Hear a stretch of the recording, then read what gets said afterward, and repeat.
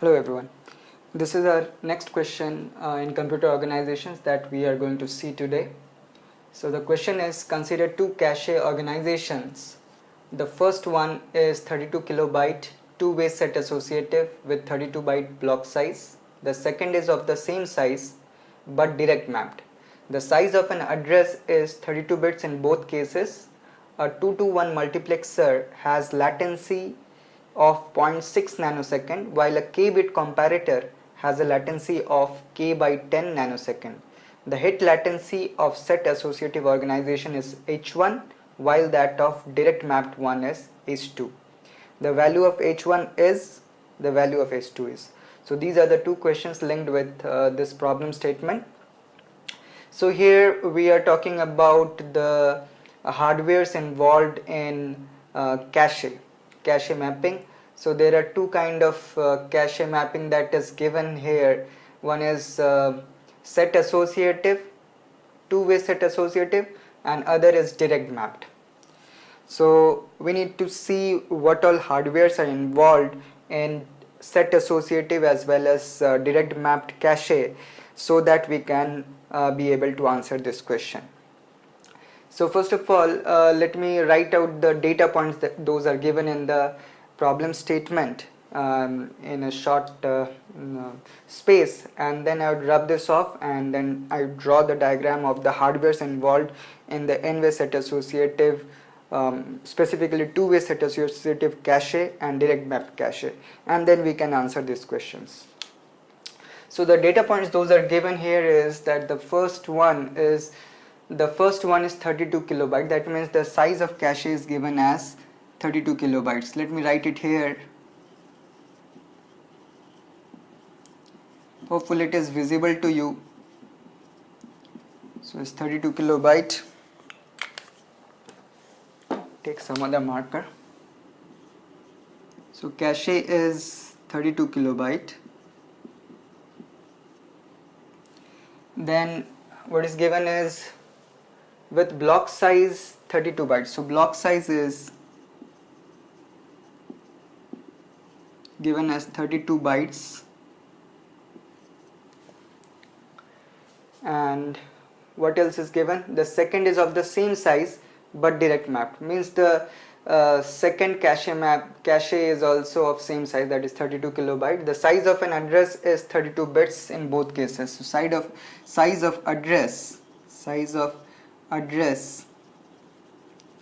is 32 bits in both the cases. And there is some data points related with the hardwares involved are given.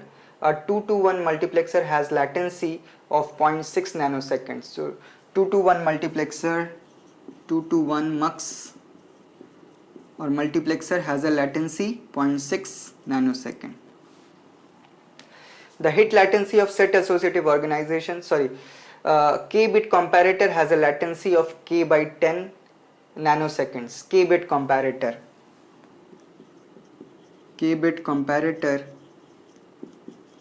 has a latency of k by 10 nanosecond. This is it, I guess. So two-way set associative, again there are two cache that we need to consider. One is two-way set associative, another is direct mapped.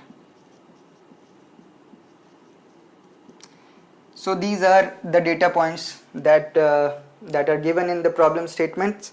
It is quite a useful thing to write down all the data points, even while solving the questions in the examination. It is better to write down in short all the data points those are given in the problem statement, so that analyzing the problems becomes little easier. So I have written down all the data points those are given in the problem statement at one place. Now I would rub this off. So these two questions would be there for us to look at, but I would rub this problem statement off.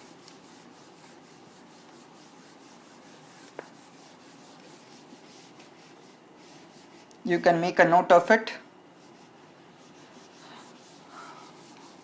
but because of space consideration I need to rub this off. Well, now let us talk about the hardwares involved in the two types of cache. One is two-way set associative cache, other is direct map cache. So let me draw a diagram for all the hardwares involved in two-way cache. In two-way cache, first of all, the CPU generates an address which can be divided into three fields. One is block offset, then we have, because this is set associative, two-way set associative cache,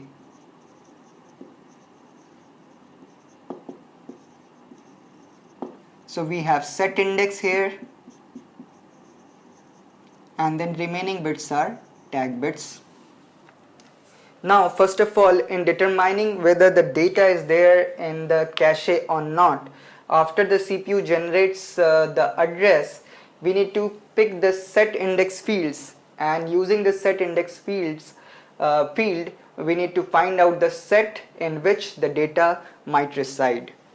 So the cache is like this, and it is divided into multiple sets. Let's say the set is represented by the rows in this diagram. Each row represents a set, and because this is a two-way set associative, each row contains two blocks. So each row contains two blocks, and also with each block in cache there is some metadata that is maintained.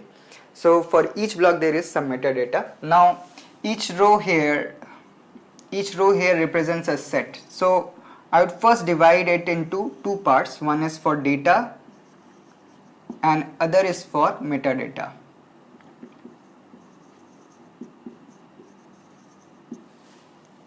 Now this row represents a set, and as it is two-way set associative, a set contains two blocks. Let me represent it as D1 and D2. And in this metadata part, we have the valid bit and tag bits associated with D1 and valid bits and tag bits associated with D2, right?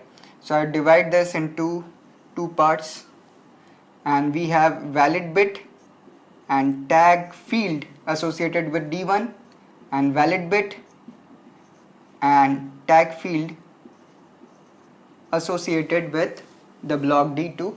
Well, these are the minimal metadata, those are maintained in a cache. There can be other status bits like modified bit and all, but for the timing let us consider that we have valid bit and tag field, right? So each of the sets are divided into two blocks because this is two-way set associative. Now after the CPU generates the address, we need to pick the set which is which has to be selected. So using the set index, what we can do is we can pass it through a decoder,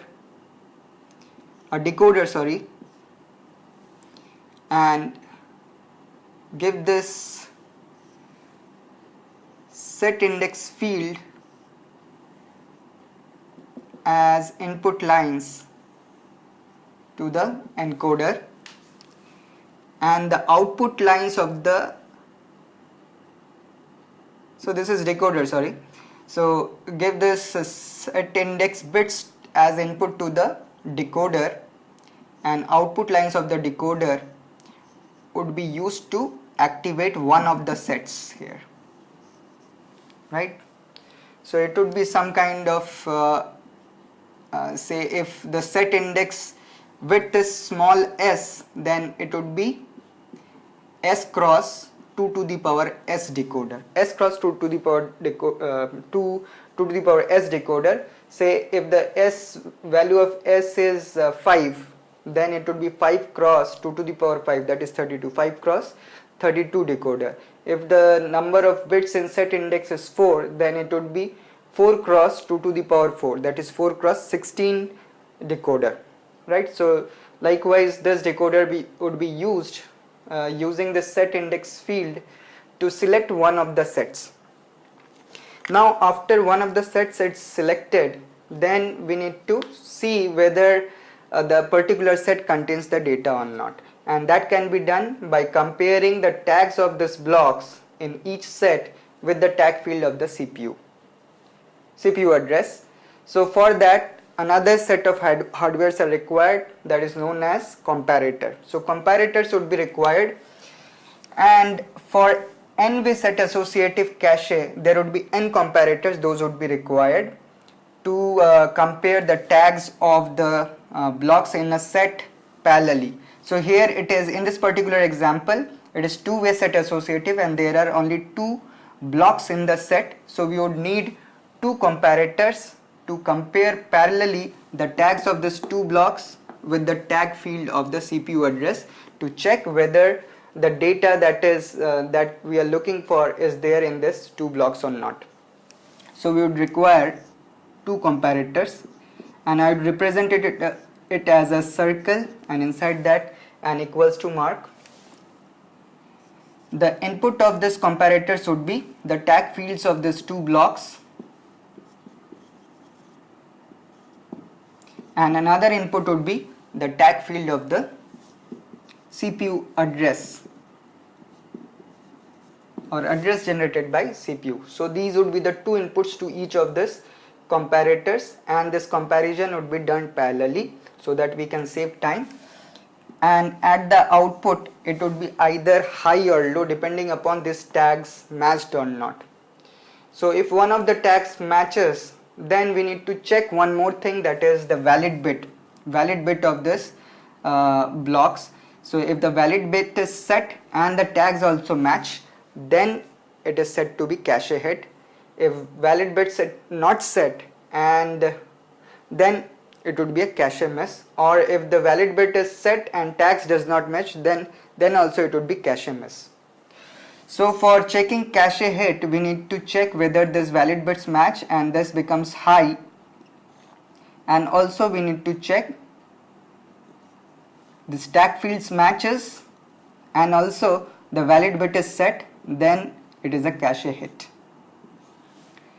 So we are doing an AND. So this will be high if these two match, and if the valid bit is set, then only the AND output would get high, and that would indicate that this is a cache hit.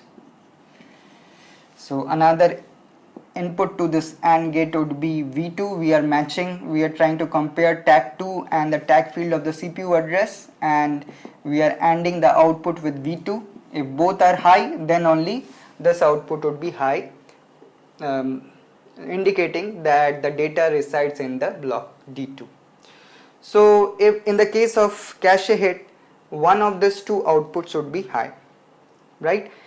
And after that, another set of hardware would be required to select the block that has resulted into cache hit, and for that we would be requiring a multiplexer, a way selection multiplexer. This is called a way selection multiplexer.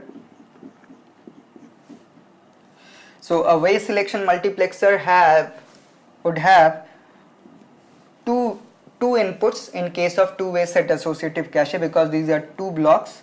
So we would have as input the blocks, those are there in the selected set, and one of the blocks which has resulted into cache hit would be directed to the output depending upon the selection lines. So this output of this AND gates can be passed through an encoder and then given as select input of this mux.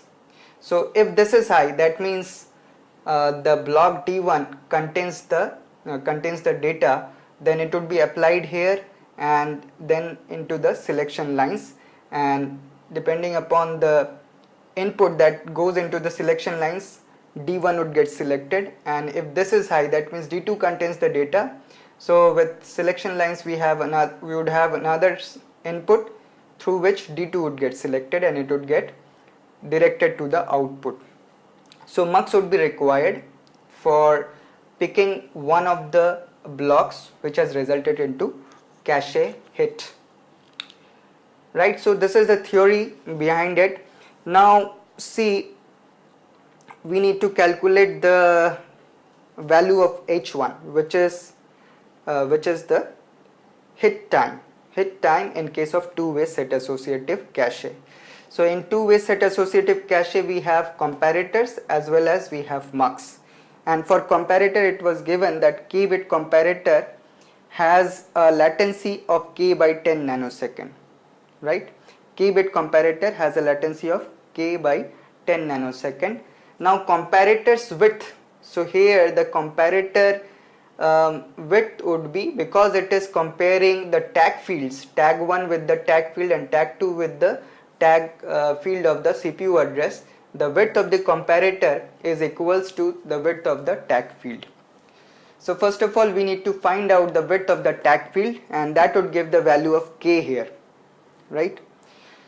So width of the comparator would be equals to tag field. Now the width of the tag field would be given by the formula that we would use. So block offset, first of all we would calculate the block offset, and block offset, let's say this is represented by B, and block offset width is given by log base to capital B, where capital B is block size. Block size is given out to be 32 byte. Now let us put the value of capital B here, that is log base to 32, and that results into 5. That means the block offset has a width 5. Now what is the width of the set index here? So width of the set index can be found, let us represent it by small s, and small s is equals to log base to number of sets in the cache. Now number of sets in the cache can be calculated by this formula. Number of sets can be calculated by this formula. Cache size,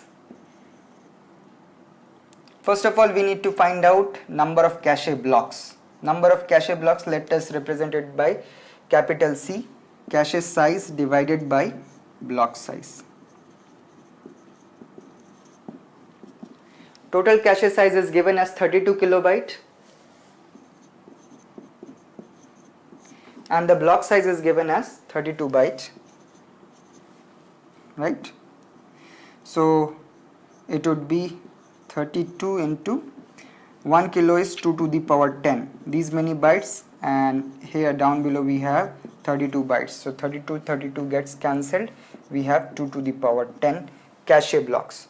So in all there are 2 to the power 10 cache blocks, and now each set contains 2 blocks. In all there are 2 to the power 10 blocks, and each set contains 2 blocks. Therefore the number of sets would be equals to number of cache blocks divided by n. Here value of n is 2.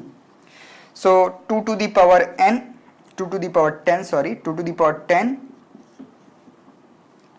divided by 2, that is 2 to the power 9. So there are 2 to the power 9 sets in the cache. Now set index, width of set index field is given by small s log base to capital S. Let us put the value of capital S here, that is 2 to the power 9 log base to 2 to the power 9. So we would get 9. So the value of small s is 9. So here we need to put 9. Now tag field is all the remaining bits in the CPU address. The size of the CPU address is given out to be 32 bits. Have we written it here? So it was there in the, yes, size of the address is given 32 bits. So the CPU address is 32 bits width. So subtract 9 plus 5 from 32. 32 minus 9 plus 5. This would be the width of the tag field. T equals to 32 minus 9 plus 5, 32 minus 14, and this is equals to 18, right? Yes, so this is equals to 18. So the width of the comparator is 18 bits because it is comparing two numbers of width 18 bits, and now it is given that the latency of k bit comparator is k by 10 nanosecond. So the latency of the comparator in this case, it would be 18 by 10 nanosecond. So the latency would be latency of comparator in case of two-way set associative cache would be equals to the value of k we have found out as 18 and divided by 10, 1.8 nanosecond. And one more thing we need to consider here, that two-way set associative cache has got this mux as well, and the latency of this 2 to 1 mux. So this is 2 to 1 mux because we have two inputs of this mux and there is one output, so 2 to 1 mux, and the latency of 2 to 1 mux is given as to be 0.6 nanosecond. So that also needs to be added.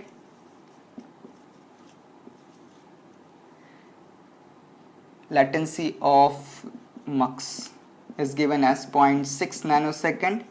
So total 1.8 plus 0.6, that is 2.4 nanosecond, and this is the answer for the case of two-way set associative. So this is the correct answer. So let us now look at the second part of the problem, that is the value of S2.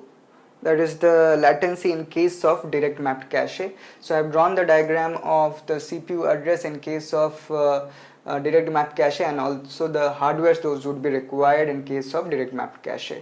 So there is one difference that is there in the two-way set associative and direct mapped cache, is that the multiplexer is no more required here. Why? Because there is no competition between the blocks here. We are using this cache index to map to one of the blocks, and we are checking the tag fields, tag field of the block with the tag field of the CPU address. We are comparing these two, and if it is this two match and also the valid bit of the block is set, then it is a cache hit, otherwise it is not. So only thing that we need to match here is the tag of the block in which we have index 2. So there is no question of multiplexer here, only one hardware is required. Well, so then what we need to find here, to find the latency, we need to find out the width of the tag comparator. And the width of the tag comparator, as we have already seen earlier, that it would be equals to the width of the tag field. So the width of the tag field here, to calculate that we need to find out all these fields. So block offset, as we have already found out, would be equals to log base 2 block size. Log base 2 block size is 32, that is 5. So the block offset is of size 5. What about the width of the cache index field? We have represented it as small c, and the formula of small c is log base 2 number of cache blocks. Number of cache blocks, as we have already found out earlier, is 2 to the power 10. Log base 2 to the power 10 is 10 bits. So cache index width is 10 bits, and the remaining bits are there in the tag field. So 32 minus 10 plus 5, that is 15, that is equals to 17. So the width of the tag field in case of direct mapped cache is 17 bits. Now putting the value of this number of bits or the width of the tag comparator here in this formula. So here k is 17 by 10 is 10 nanosecond. 17 by 10 is 1.7 nanosecond. So this is the only hardware here. Multiplexer is not required. So this would be the required result. So this is correct. So thanks for watching. Bye.